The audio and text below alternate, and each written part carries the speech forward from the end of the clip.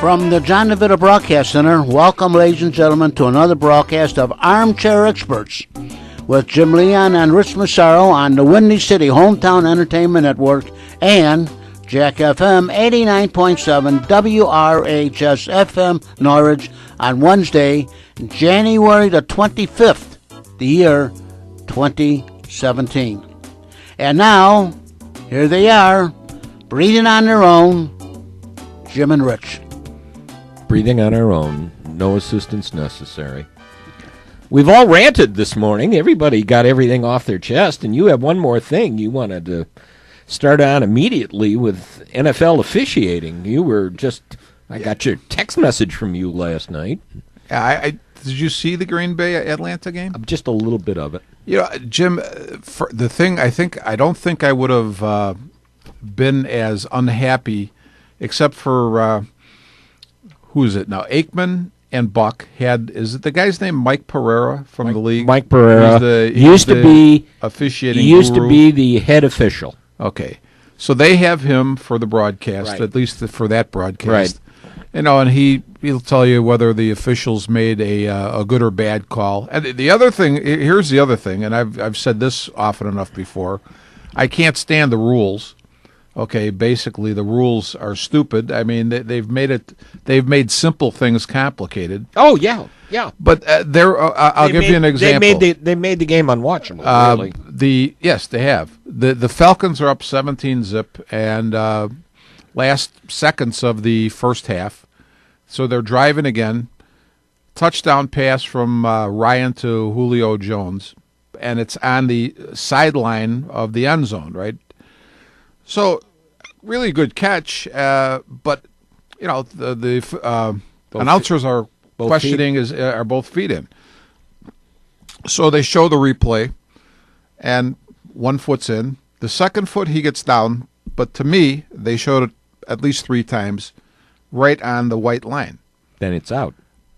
But Pereira and the announcers and everybody is, oh no, that's good, that's good. And they don't. There's not even a flag thrown from the other sideline. No challenge. Replay. No, and I'm like, Jesus. There wouldn't be a flag thrown because all scoring plays are reviewed. But it was like this one was like a slam dunk review. If they reviewed it, it took 10 seconds, and I'm thinking that was really close. I mean, even if I'm wrong, it wasn't like a review that should have taken 10 seconds. Mm-hmm. So then later in the game, Atlanta's got the game pretty much in hand, and Rutkowski, one of the running backs for the Packers, has a carry. He's clearly up when the ball comes out, right? Atlanta recovers. They award Green Bay the ball, okay, on review, and they show the replay, and the announcers are playing dummy. And the only thing Pereira can come up with, well, it's good that the officials get their heads together and talk about these things. You know, instead of saying they totally screwed up. And you know what I'm thinking to myself, Jim, is you have a television audience, because this game is no longer interesting, that's drifting away, and the Packers need to possess the ball so that there's at least some semblance of interest in the game anymore. Right. But there was another play where I'm not sure if this was the Green Bay game or if it was the New England game, but there was a pass interference penalty, and to start to play out, the defender had his back to the ball, okay, looking at the receiver, but had never touched the receiver. Mm-hmm. Then, as he sees the receiver waiting to the ball's coming, you could see clearly he turns his head around.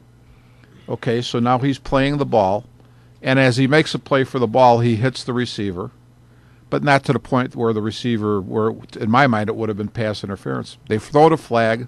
No, if it's a touch, it's a pass interference. Pardon me? If it's a touch, it's pass interference. But now the announcers at least are questioning, well, is that really pass interference? I mean, he was looking at the ball. He wasn't face guarding. Playing the ball. And, he didn't really do anything to interfere with. Oh, no, that's clearly pass interference. I'm like, give me a break, will you? I'm clearly pass interference. If I was calling that play to me, it's not pass interference. And if you're saying that the pass interference is because he was playing the man and not the ball, you're totally full of it. Because he was not doing that, okay? Originally, he's looking at the man, but when the man gave him the signal, the ball's coming, he turned to play the ball, legit. And I'm like, this is too much. And these are supposed to be your best officiating crews. And to me, based on the ratings. And I'll say this: I think the teams that were the better teams on Sunday won, but there was calls that I still don't get this whole deal of. There was a call in each of the games where the guy supposedly broke the play into the end zone, and again Pereira on the Green Bay Atlanta. Oh yeah, clearly. I go clearly. I'm looking at the same thing you are. What are you talking about? Clearly, the guy was You're saying the ball had clearly broken to play into the end zone? I mean, to me, I watched the replay 2-3 times. I didn't see that. Not clearly. I mean, it's Tom Brady on a third down play, took a quarterback sneak. Okay. Now there's a scramble under the pile. Mm-hmm. The Steelers say they came up with the ball. Mm-hmm. Before they went to look at the play, okay, they were going to go to commercial break. As they come back, Jim Nantz says, well, the officials indicated that the Steelers had the ball at the end of the play. Okay, they made this announcement to the crowd, okay, the Steelers' ball. But they had shown the replay prior to going to break, right? Jim, I couldn't see anything. You couldn't see the ball coming out. You couldn't see a darn thing. I mean, so there was no clear evidence. So the Patriots end up with the ball. Now I'm thinking, why are the Patriots ended up with the after? Well, I'm thinking, it was one of those deals where if the ball came loose or they tried to grab the ball as he was going down, there's that guys try to grab the ball even if you're down. Sure. So sure, something like that happened. Okay. Mm-hmm. But there was nothing at all clear on the replay that you couldn't tell it was Brady's knee down. You couldn't tell it was the ball out. The only indication that the ball might have been out was that the Steelers had grabbed the ball. But did they grab it when he was already on the ground? Did they grab it because it came out? You couldn't see anything. So there wasn't a clear explanation of it. No. By the so-called expert. Right. And it was, it was just aggravating to watch all this. And, everything that you're seeing with your own eyes is being, the officials, they're right about this. It was clearly pass interference. Oh, yeah, he clearly broke the plane. What do you mean clearly? I mean, every game, week one, by the way, they'd be looking at this thing for 5 minutes. One of the most important games of the year, they're looking at it for 5 seconds. By the way, you just pocket text me. I did? Good. Okay. That's good. Yeah. But anyway, that's where I understand that, and it's going to be interesting to watch. I can't remember who. I saw an item about who was going to be the referee for the game, for the Super Bowl.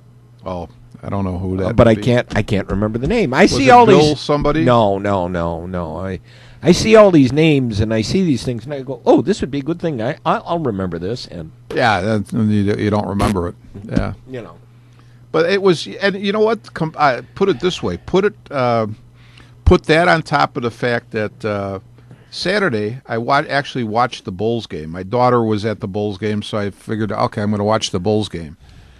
Now this call went for the Bulls, but pretty much the last play of the game, Dwayne Wade, it's a tight game. Dwayne Wade goes in for, I think he'd end up dunking the ball. And he goes flying into the stanchion. And there was a couple Kings there that looked like they were going to make a play on the ball. And, when you looked at it split second, it looked like there was probably a foul. That's why he went flying. Yeah. So when they showed the replay, even Stacey King and who's the other guy? Neil Funk. Are like, all right, it really didn't look like he fouled him. And I'm like, I'm pretty sure he didn't foul him. So ends up. They called a foul? They called a foul. He goes to the line, sinks the free throw. That's pretty much the difference in the game. So yesterday I'm reading the paper, and I read the Bulls article. And then the little tiny note column, The last sentence of the note column is the NBA admitted that DeMarcus Cousins did not foul Wade on the last play of the game. I saw an item about that. Yeah. I saw an item about that. So I'm like, you know what? This just was not a really good week for me watching games with officials' This calls. was not a well officiated anything, and I love the thing earlier in the week when Draymond Green hit LeBron. That was one of the greatest performances I think I've ever seen in my life. I didn't see that. Oh, my God. LeBron went down, and it was, oh, my God, he's dead.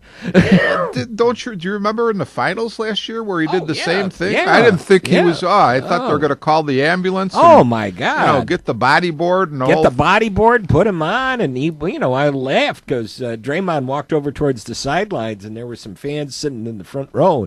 Draymond all of a sudden throws himself back like, oh. Well, actually, in the finals last year, I didn't really believe that LeBron was hurt, but I thought to myself, he's getting up because the announcers are going along with the whole shtick, and they're going, well, they may have to bring somebody off the bench to shoot these free throws. Like, oh, are you kidding me?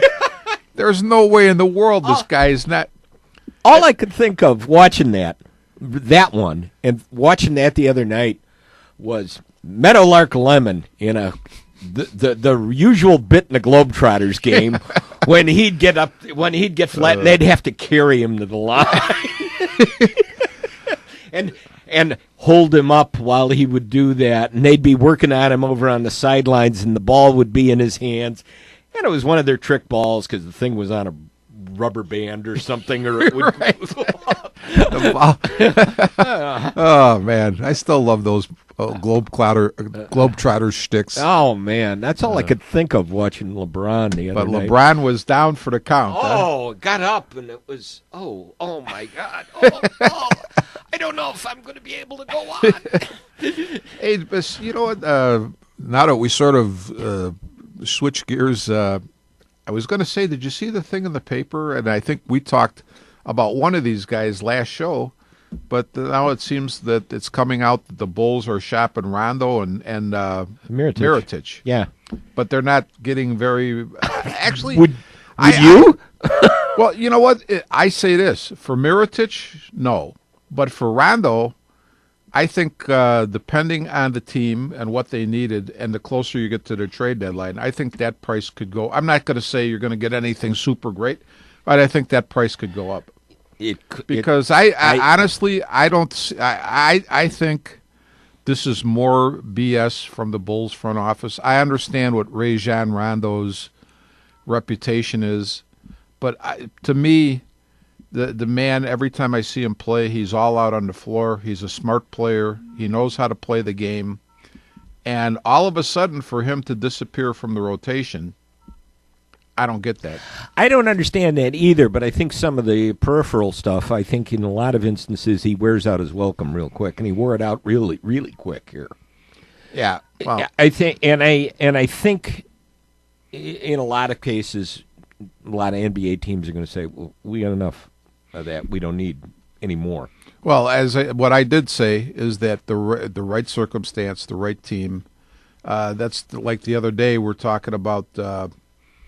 So I was talking with Ron Stock and Jimmy Sunshine, and they were talking about Martellus Bennett. The Bears got rid of him and this and that. And I said, yeah, but here's the thing.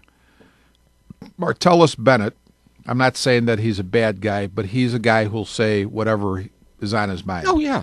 If you're on a bad team and you don't have a lot of leadership in the locker room, that the best leadership. Yeah. You know what? That can now guys might catch hold of all the BS that he's throwing out there, and somebody might pick up that ball and run with it, depending on what he's saying. But you get into a locker room like the Patriots. It's similar to when Dennis Rodman came to the Bulls. Okay, you know what? That's a strong locker room. As long as Martellus Bennett catches the ball, blocks, does what he's supposed to on the field, he could say whatever the heck he wants. Yeah. It's not going to affect the thing. With a weaker situation, yeah, you might have problems. So, that's the name of that too. Sure. And I think and that's to the a problem certain- with Rondo. To a certain extent, they in the case of the Patriots, they police themselves. There's nobody in the Bulls locker room to police anything. No, I don't You've think got so. a coach who's, I don't know. Yeah. And there is nothing, Jimmy Butler's out for Jimmy Butler. Yeah. I don't. It seems like it. Although I did hear, I think, just as I pulled up, I heard some audio of him essentially saying, "Yeah, I made the team, but I almost want to apologize." Essentially what he was saying, "Well, I apologize for the way we played." Well, did you a week or so ago when they announced the All-Star team you were talking about? It was right after a bad loss by the Bulls, and he was ticked. And when they brought it up to him after the game, he said, "You know what? I don't even want to talk about this. You know what? That is the furthest thing from my mind. You know what? I want it. I'm concerned about this situation right here. Right, I could right. care less about the All-Star game." Right. And rightfully so. I'm not saying that Jimmy. I don't know. I mean, none of us know because we don't know these people. But my observation, Jimmy may not be. Jimmy's a very good player. Getting better. I don't know that he's. I don't know if he's a leader or not a leader. I think Dwayne Wade is probably a leader. And I'll tell you what. My idea about Dwayne Wade in the last 2 years, because I saw him play a little bit last year with the Heat, and then watching him this year with the Bulls, I wish the heck that now I do wish that we would have had some way to get Dwayne Wade here prior to him being 35 years old with bad knees, because that man, I can tell you, he's. And there's If Jimmy Butler and Dwayne Wade are the same age, Jimmy Butler is not even close to being as good as Dwayne Wade. No. Okay, that man is just And- an excellent player. And Dwayne Wade has said he's only here because of Jimmy Butler. Mm-hmm. And if you hear these rumors that, the Bulls are also shopping Jimmy Butler, Yeah. Wade is going to say, well, then get Well, they rid might of as well shop Dwayne Wade. Shop me because, then, too. Yeah. Well, and you know what? Put it this way, if they're shopping Jimmy Butler, they better be shopping Dwayne Wade, because there's no point in Dwayne Wade being there without Jimmy Butler. Right. I mean, it's Essentially, he said, I came here to make Jimmy Butler better. Well, I'll tell you what, I am impressed with Dwayne Wade. He knows how to play the game. He's, how would you say it? He's slick as whatever. I mean, and I don't mean that in a bad way. We can't say those things. John will call the priest. Yeah. Actually, I hadn't thought of the word, but But John okay. John is in the other room now. But he is really one heck of a ball player in my mind. Anyway. Slick as a baby's butt. Now, did you How's see that? the other Is that stupid okay, thing Jen? that hit the papers? Was it this? Would have been the end of last week. That now they're talking that Chris Bosh may come back to the Bulls, Isn't that the or come dumbest- to the Bulls. That the Bulls went? Yeah. But then they Isn't give that you the the dumbest headline thing? that Bosh may be coming. But then if you actually read the story, No, well, they're talking They're maybe saying- next year.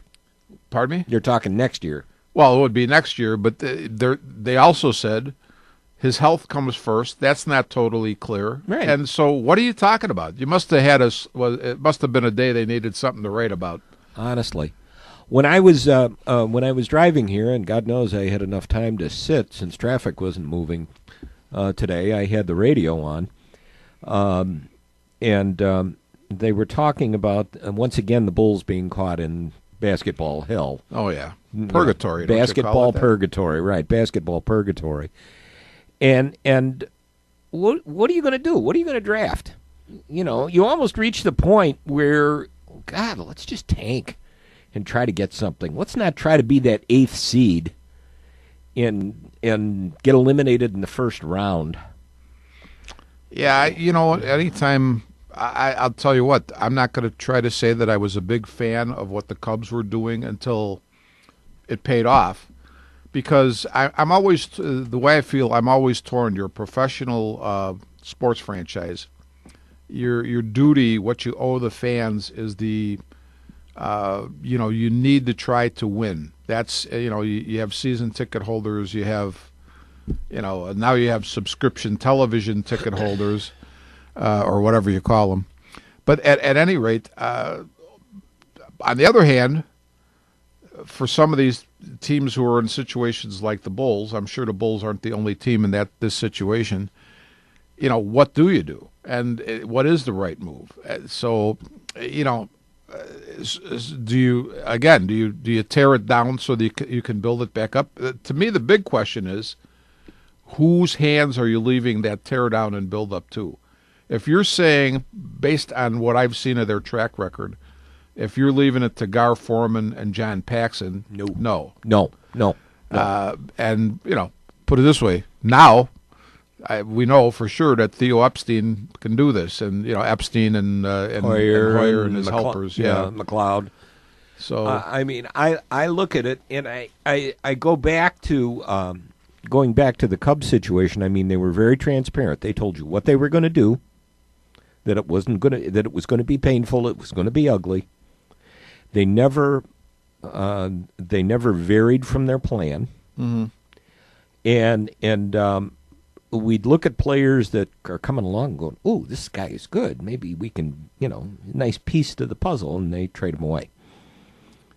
Well, Mahalam. Mahalam is a great one. But look what came back from David DeJesus. Everybody loved DeJesus. Yeah, was DeRosa here when I think Epstein came? DeRosa might have been gone. I can't recall. But you look, oh my God, they got rid of Scott Feldman. Well, look what it turned out to be. Hey, you know what, Jim? This is the difference between sharp talent evaluators and the quick fix guys. Yeah. And Gar Forman and John Paxson. Because you know what? I'll tell you what. I think David DeJesus is a great example. He played well for the Cubs, did really well. We hated to see him go because he was one of those guys, as you say, you thought might be part of that puzzle. But you know what? Now you see, boy, oh boy, you had Fowler come over, who I never expected to be that good of a player, but obviously the Cubs saw something. You got Almora, who's going to take over. I think when I've heard people say, geez, why did they get John Jay? My guess is that John Jay you're going to be pleasantly surprised with John Jay, because what happens with guys, say, like Epstein and Hoyer, who are sharp personnel guys, is that, okay, John Jay is not going to jump off the page at you, okay? But you're going to see a guy you like. Was everybody excited when David DeJesus came to the Cubs, or when Fowler came? Not Everybody really. looked at and went, but who? You know what? They were good players. I think John Jay will be the same thing. I think so too. And it's interesting that I guess during the Cub convention recently, Jason McLeod was on the management panel, and he was asked by one of the fans, "What do you look for? What do you look for in a player you draft? What do you look for in a player, period?" Mm-hmm. He said, we not only look at the baseball ability, we look at the ability of the person and the quality of that person. Sure. He said, and if it doesn't meet the standards, mm-hmm. we have no interest in him. And after they got John Jay, I can't even remember who it was, but it was somebody out, I don't know if it was somebody in the San Diego organization or a writer out in the San Diego area, talked about the fact that John Jay, great guy, great teammate. Even though he had his health problems and he had his injury issues mm-hmm. last year, he said he was always there. He was always there. He said, and that's the kind of person you want, and that's the kind of person the Cubs are going to get. Yeah, yeah. No, I can understand that. I've put teams together literally, and you do. It doesn't, and it doesn't mean every person is going to be a Boy Scout. But what it does mean is, are you going to back your teammates? Are you going to be a good teammate? Are you a team guy? Okay, those are the things that that attract you to a player. If you're in the right frame of mind. I've seen plenty of guys who are great talents that you wouldn't want on your team because they're too iffy. I mean, are they going to help the team or disrupt the team? Right. And so it's an interesting. That's what keeps us interested in sports. And I think I think that's the issue you talk about. Are you going to help the team or are you going to hurt the team? The reason Chris Sale isn't in a White Sox uniform anymore. I think the act just didn't play any longer. Yeah, it's hard to say. I never saw anything that bad, but I mean, here again though, you send the guy to a different locker room, and it's a different story. Different story. We'll see what happens there. So when you think back to the Mr. Wrigley, Bill Wrigley's Cubs. That must have been one heck of a Phil. No, William. William. Yeah. William. That was that was a locker room, by golly. Yeah, that for sure. What was the story when Bill Veck's dad was running the team for the Wrigleys? He sent young Bill down to the locker room with a message for Andy Lotshaw, the trainer. He said he found Andy trying to sober up Hack Wilson. He said it was fascinating to watch because he'd have Hack in this big tub with this big block of ice in there, and he'd push Hack's head down, and the ice would bob up, and then he'd push the ice down, and Hack's head would come up. He said, I stood there and watching it, and just in perfect rhythm there for a while. Well, did you see, Jim, where, I don't know if it was the Cowboys, the Packers, somebody was commenting, there was one of the playoff games where two players were, or it was a player and a player, or a player and a I think it was two players that were sort of, getting in each other's face. And they asked the player about it. I wish I could remember who the heck it was. It's like your moment with the referee. Who the heck is it? Yeah. And they said, yeah, we were yelling at each other. But you know what? We communicate on this team. And you know what? We have strong feelings about these things. But everything's good. And people have to realize that too. It's you know what?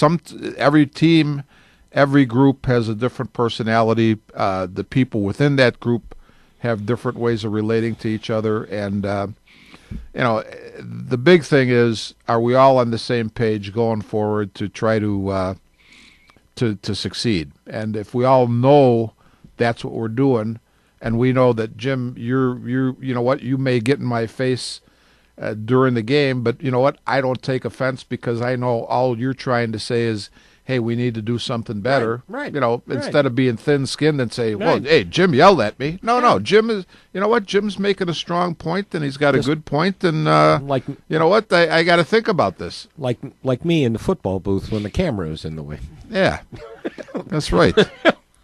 That's right. So Jim's being a prima donna. No, Jim wants to sit down and be able to see. Yeah. But yeah, it's an interesting thing. Yeah. Are we break time? A couple of minutes. I think what I want to do too is again talk about. We talked about rebuilding a team. We should probably talk a little bit about what the effect is going to be with whatever the White Sox are doing. Well, I'm glad you brought that up because I got started on something else, but we were talking about the Cubs rebuild and what the Bulls might do. What happened to the rest of the Sox rebuild? They have plenty of people to trade. There's still talk that Quintana is. The Astros are interested in Quintana. Mm-hmm. You still hear the rumors about that. Yeah. There's still time. There's still time for some movement. But the question is going to be, and we were talking about listening to the radio today, talking about the fan support and how it's going to remain, because you're talking about Bear fans being so dejected and disgusted with the way things have been, and are you going to turn your back on them? Cub fans, to a certain extent, kind of turned away during some of that. Bulls fans, the attendance is still strong, even though they're in the middle of basketball purgatory with an incredibly, if you call them mediocre, that's a compliment some nights out there. But they still show up because what do? They market it well. They always talk about the example of the worst situation in this town with ownership was when Bill Wirtz was alive, and essentially he just continued the policies that his father continued and destroyed the fan base. Let me, Jim. Let's do. Hold that thought, Yes, John. Okay. Break. I got a question for you because I can't.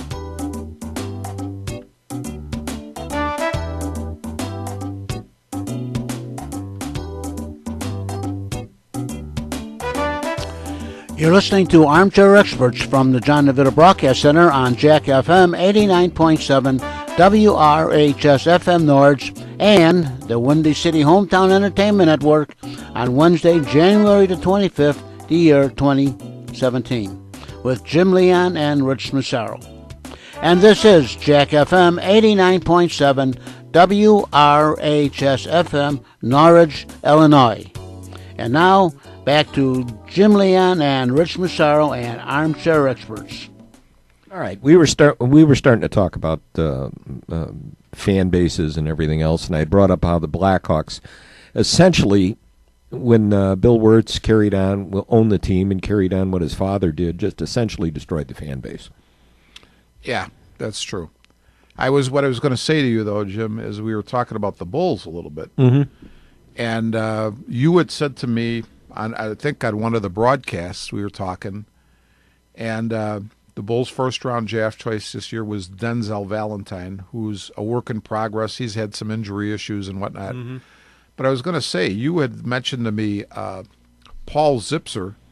They love him. It was the second-round choice, and I think you had positive vibes about him. Yeah. I got a chance to see him play on Saturday night.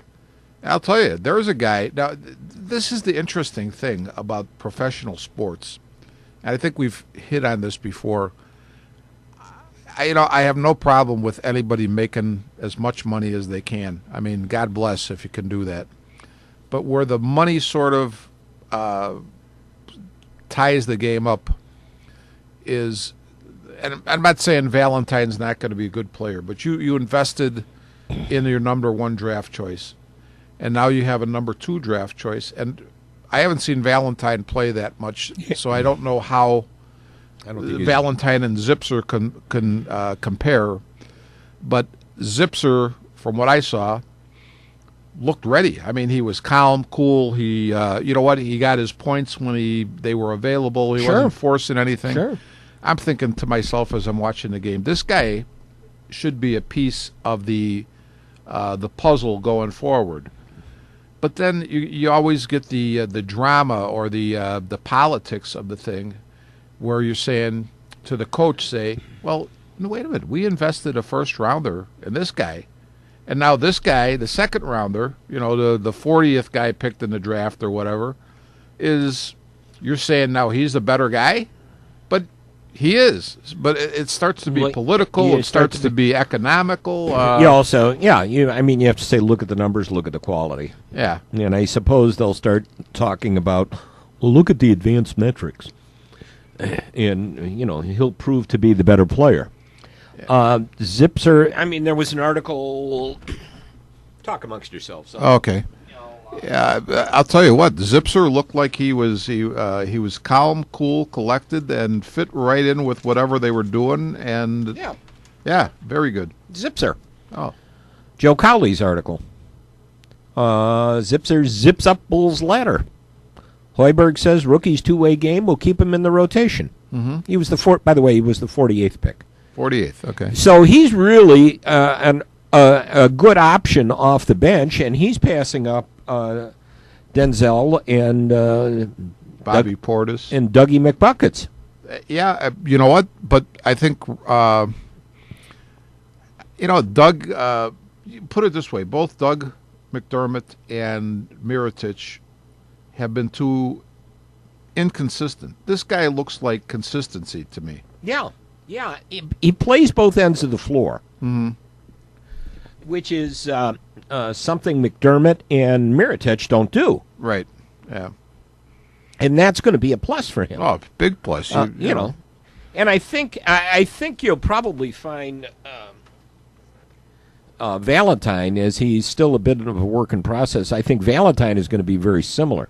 Yeah, because look at the program he came from. Yeah, I don't. I put it this way: I have no problem with Valentine. It's just that his season has been sort of chopped up by a couple of injuries. Yeah, exactly. And and a couple of times when he's gotten some opportunities in the game, he might not have.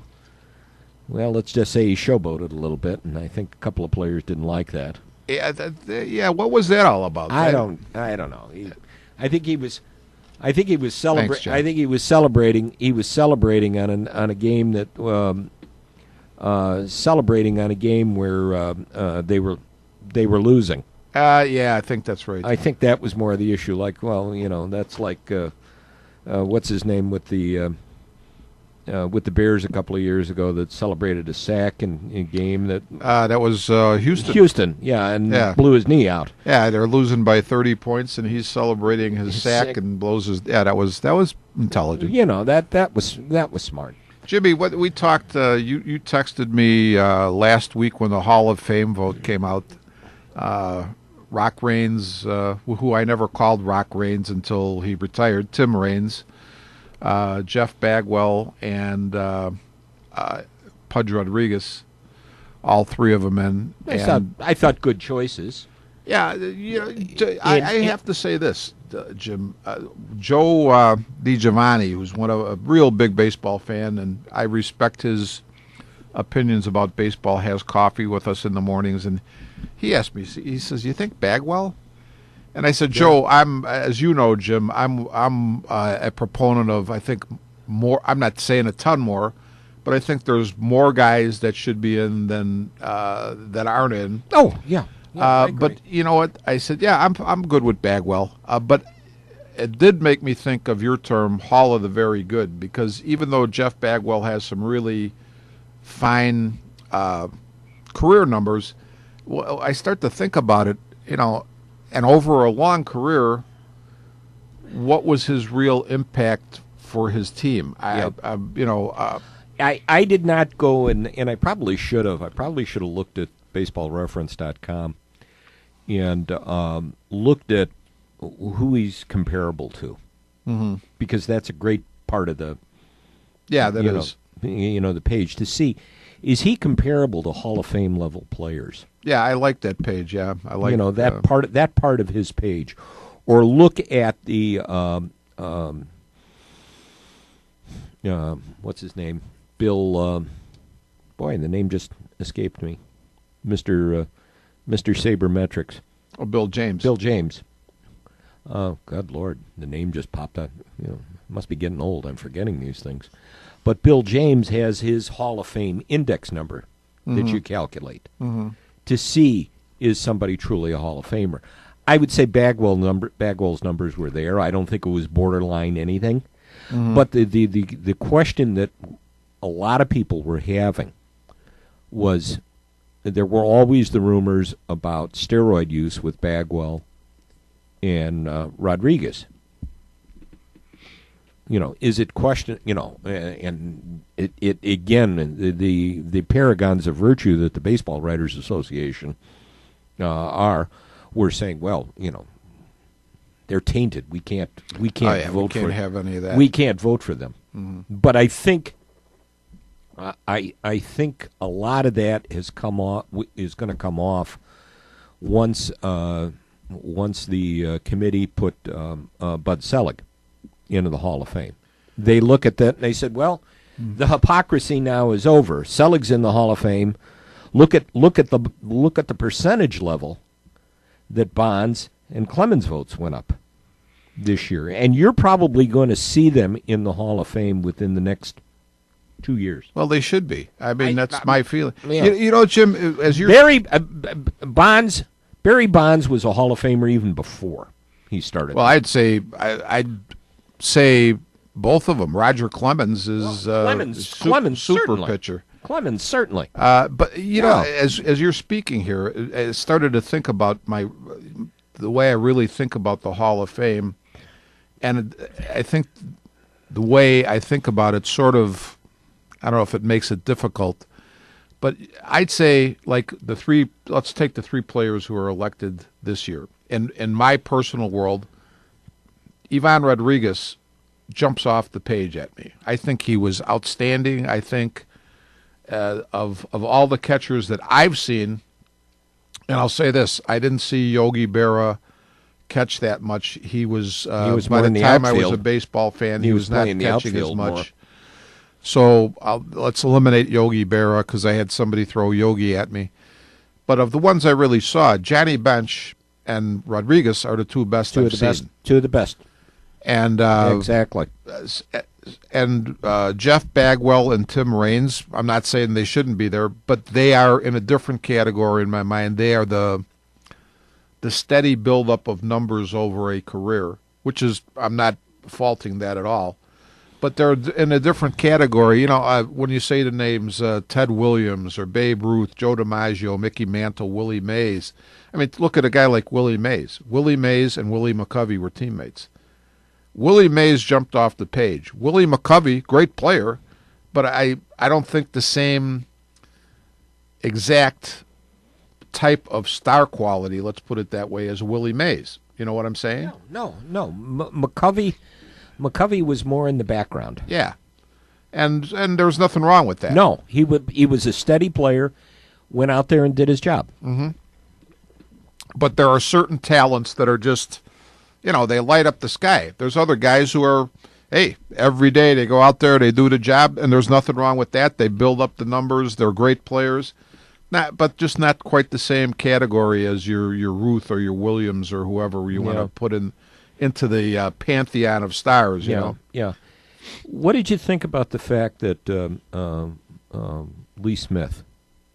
Terrible. Missed Lee the Hall Smith should be in the Hall of Fame, hands down. Now he's going to have to wait for the Veterans Committee. Unbelievable. Because this was the last year. I agree. And you know what? Here's a position, okay, closer. You have no, how could I say this? You are strictly at the whim of how good a team you're with.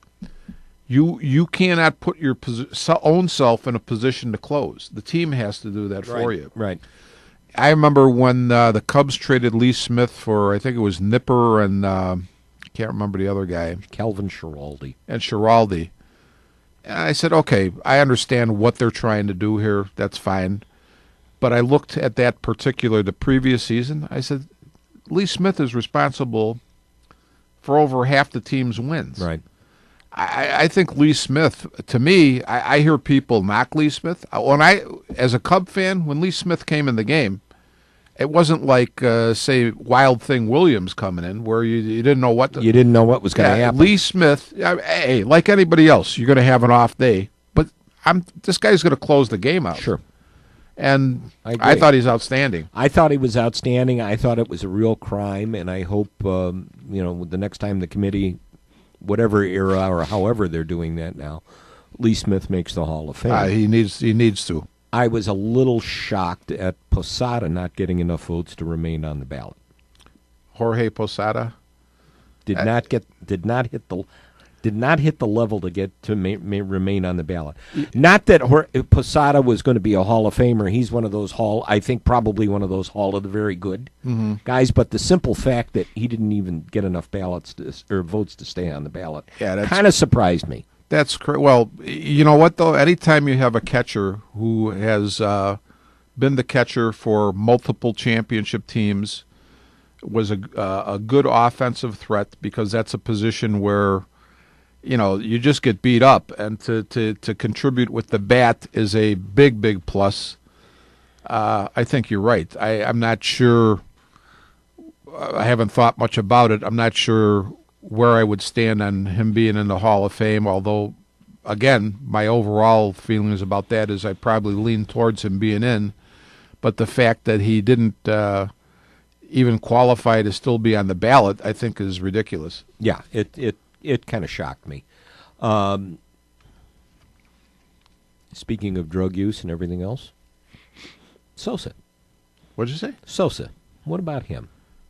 I'm puzzled with Bond's numbers rising and Clemens' numbers rising, and people now with some question about their background getting into the Hall of Fame.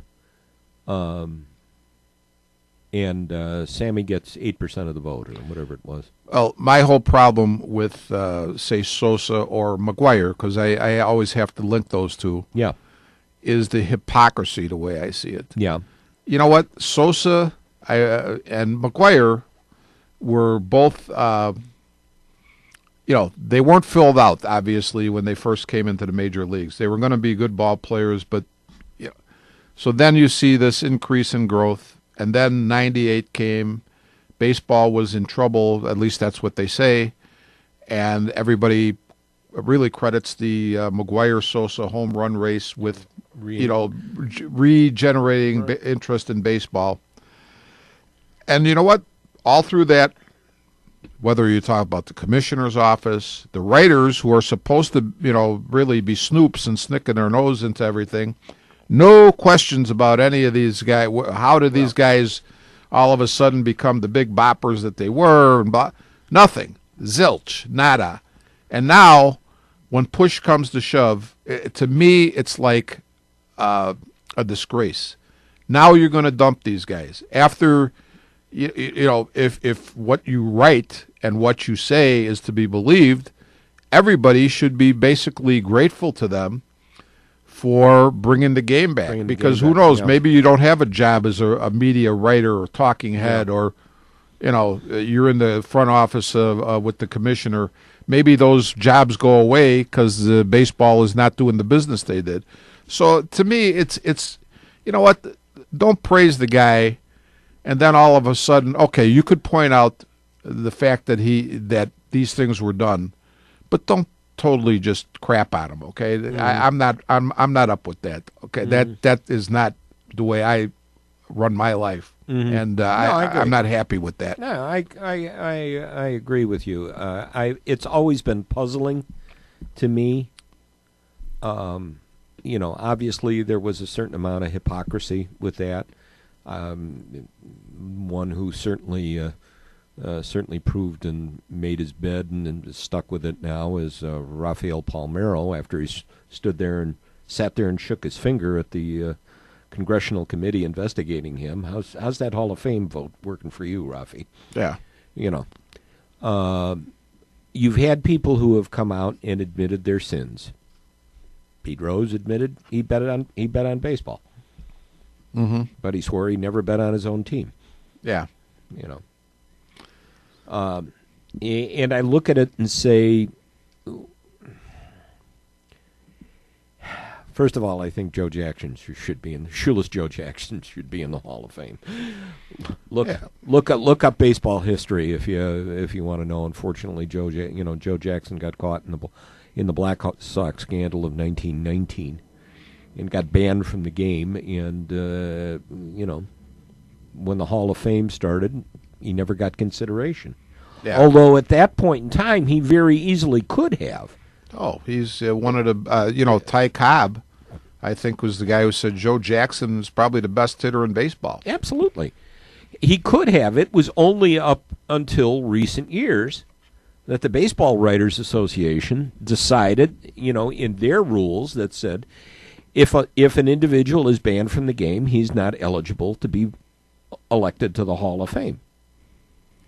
As I said, the paragon of virtues that baseball. That's the other aggravating thing about it. That's as you just said, Palmeiro, shook his finger at Congress, and of course that was, that's like the pot calling the kettle black. It's in a sense. Yeah. But I'd say this: when I read an article about Palmeiro leading up to the Hall of Fame vote. I didn't realize, again, especially in an era where stats have become such a big factor in everything, how in the name of everything that's, how in the name of the baseball gods, let's put it that way, do you ignore a man with over 3,000 hits and over 500 home runs? What in the wide world of sports is going on here? Yes.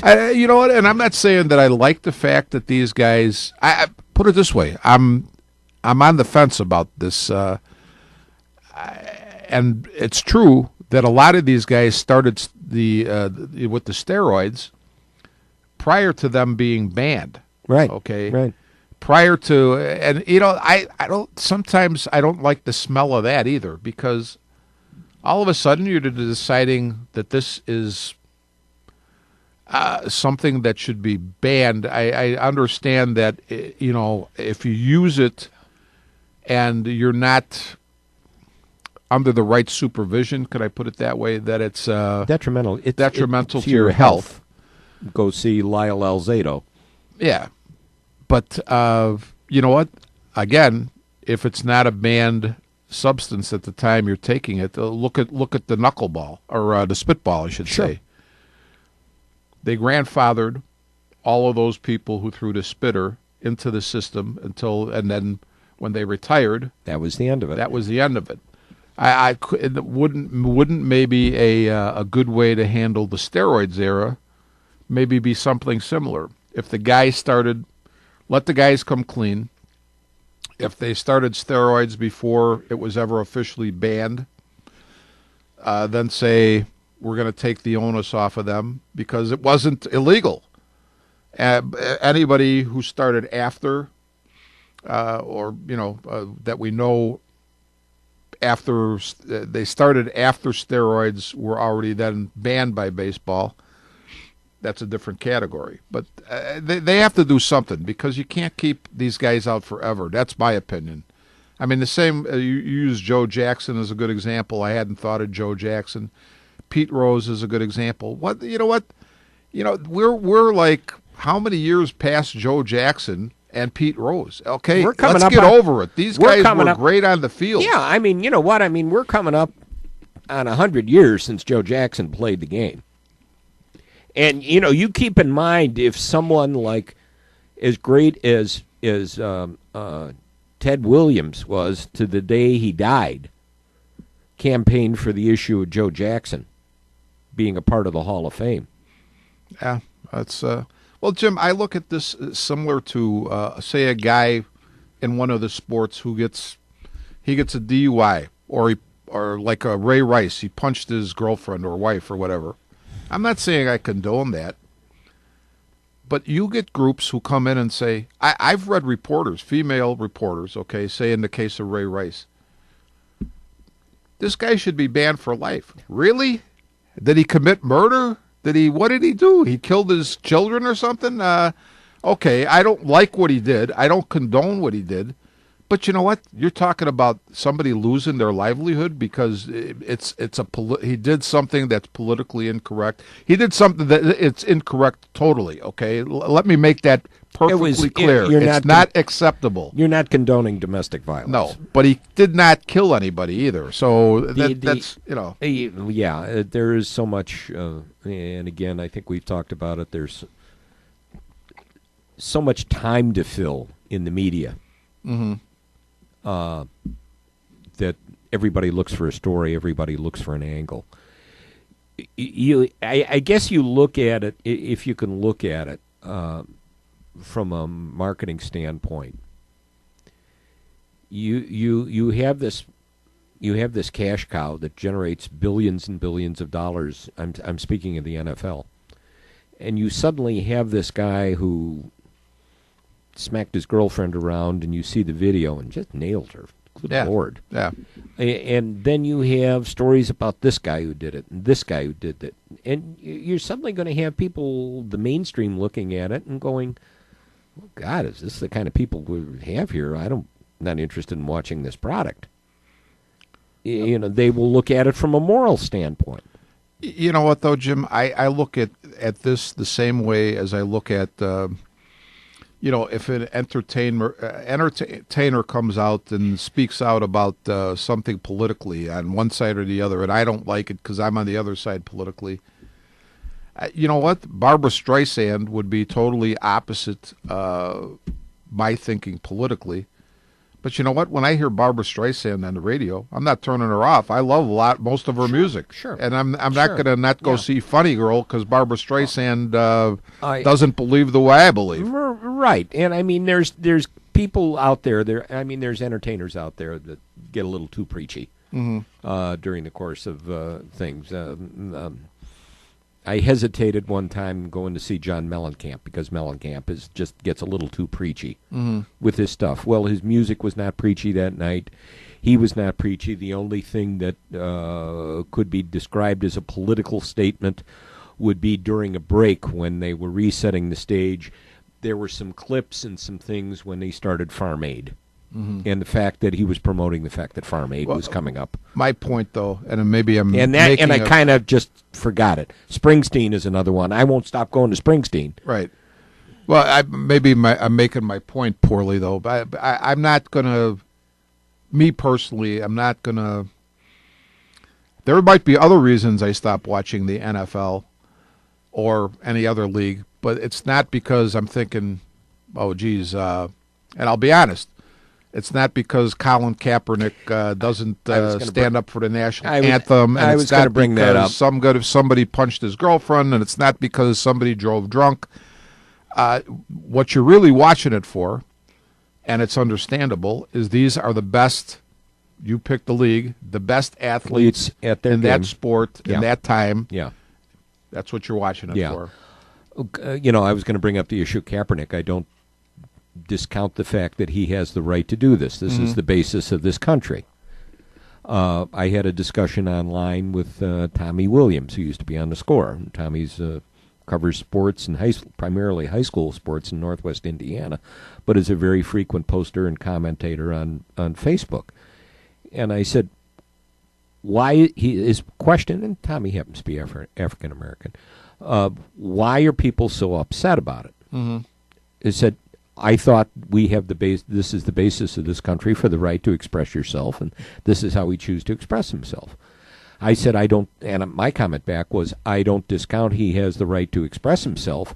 I think the view of a lot of people were going to be, here's another spoiled athlete making $19 million playing a game and not playing it very well, and losing his job, and now he has to draw attention to himself. And I said, and I think that's the view, that might be the view of would have been the view initially of a lot of people. You know what, though, I'd say this. Kaepernick I saw on an interview, and some of what he said, I don't think he was correct on. Okay, I think he had wrong information. But he mentioned both of the political candidates for president. Donald Trump as well as Hillary Clinton. And he had, I think, legitimate questions about each of them that he was concerned with. So, you know what? I think he's maybe off base about some of what he thinks about. But I will say this. I think he's at least thinking about why he's doing this. He's thinking. Yeah. He's thinking, and I think he proved that as we went on.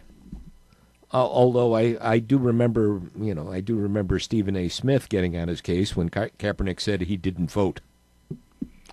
Yeah, well, I'll say this. Even that, I know I enjoyed the rant that Smith went into. But, again, based on what the man is saying, I take him as a man who's just, even though, and I've said the same thing, what you just said, makes a lot of money. He's not really playing that well, which is, to me, irrelevant as far as you being a citizen of the United States. No, I know. But you know what? If you are disenchanted and you don't like either choice, I think it's a legitimate option not to vote. You had other choices. Well, if you don't, put it this way, if for me this year, if I wouldn't have liked either candidate of the major parties, I wouldn't have voted for anybody either, because I didn't. The other choices to me are pointless and irrelevant. So, yes, do I vote? I always manage to vote because there's always somebody I like a little bit better. But you know what? I'm not gonna. I'm gonna not knock him for that. To be honest with you, Jim, I've said this for many years. People, and I don't want to get into a political discussion, but people say, geez, it's terrible. We only have like a 35% turnout nationally or whatever it is. I said, thank God, because if somebody's dimwits out there who, can't think beyond their noses, voted, God knows what this country would be like. That's true. That's true. It can be sad. All right, we didn't even get into the Bears and who they're going to draft. I think maybe next time we'll talk about that. I don't think it's going to be a quarterback in the first round. I'd be disappointed if they took a quarterback in the first round. Did you see, though, Jim? Although I like C.J. Beathard, but he's going to be available down the road. Did you see last week somebody wrote a great article talking about when Aaron Rodgers was drafted and some of the scouting reports on him. And I won't go into detail, but I'll just give you some examples. Can't throw the ball downfield. Really questionable whether he can, get away from the rush and maneuver outside the pocket. Leadership questions. Like I guess those were pretty sharp. Those were good scouts, weren't they? Pretty sharp analysis of that guy. They nailed that one pretty good. All right. The Super Bowl pregame show started about 10 p.m. on Sunday, and will continue nonstop until kickoff. I'm looking forward to it. What do you think? I'm looking forward to it, too. It'll be a good game, I think. I'm looking forward to it, and I took the Falcons to 3 points. Yeah, I would. You know what? I think that's... Actually, I think I would have waited to see if it would have changed a little bit. Well, I want to see. I want to see how the line moves. Yeah, I think it was. I can't remember if it was 3 or 3.5. I want to see how the line moves. Yeah, I may try to middle the game if I get lucky. I'm a. You know what? I'll be rooting for the Patriots because I like the Patriots. I just like the fact that I like. You know what? I'm a guy, Jim, who. People say, parody and this. I like dynasties. I like to see good, whatever the sport is. Rich cheered for you. Rich cheered for General Motors. That's right. I cheered for General Motors. Yeah. No, I like to see that. I like to see really good a good product put out there. And there's nothing wrong with the Patriots either. I was looking at it. But I think you're smart. I think if the Falcons are getting points, I'd take the points because I as much as I like the Patriots, the Falcons can easily win this game. And I didn't see anything. Did you see on this after Sunday? But did you see this story about the two guys that put $300 down on the Packers at the end of that long losing streak, and after Rodgers said we're going to run the table the rest of the way, they put $300 down on the Packers in that first game and started to roll the bets over each week. So after coming into this game with Atlanta, the pool was up to over $75,000. Ooh, wow, nice. And they put it on the Packers. Oh, the whole 75 on this game? They put the whole. They said they wouldn't take anything out. Everything was rolled over. Okay. So they ran it up to over $75,000, and they put it on the Packers because if they would have won that, it would have taken it to about $140,000 going into the Super Bowl. Wow.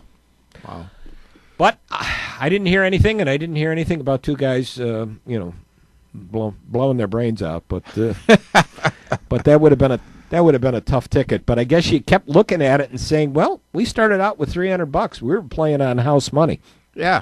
Definitely. We were playing on house money all the way through. Yeah. We had fun. Yeah, that's right. We had fun. The only thing that was initially out of our pocket was $300. Yeah, hey. Yeah. Ah, well, we'll do that. We'll do that someday. We'll be rich and famous from this, doing this stuff, and we'll take you along with it too, John. You come along on the deal too. Sounds good. Let's wrap it up. Time for us to get out of here. Once again, two guys who had no idea what they were going to talk about managed to kill over an hour doing it. Definitely. Yeah, and brilliantly, I might add. So, okay, that's it. We will catch you all in a couple of weeks. You got the music? Oh, there's the music. All right, I thought John was scrambling around looking for the music. All right, thanks for listening. We'll catch you soon. Until that time, we are Taillights.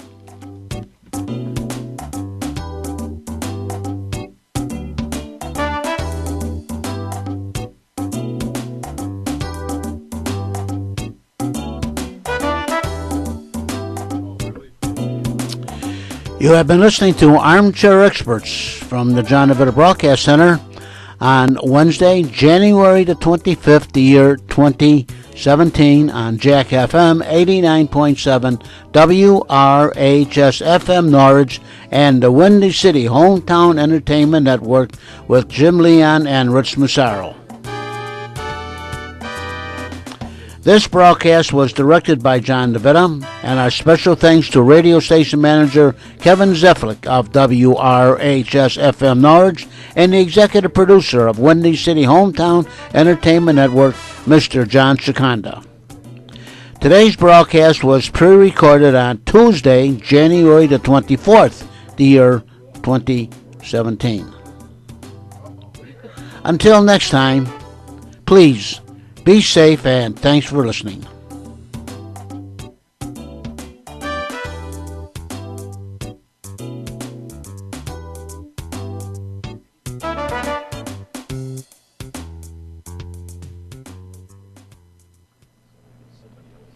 And this is Jack FM 89.7 WRHS FM, Norwich, Illinois. Have a great day, everyone.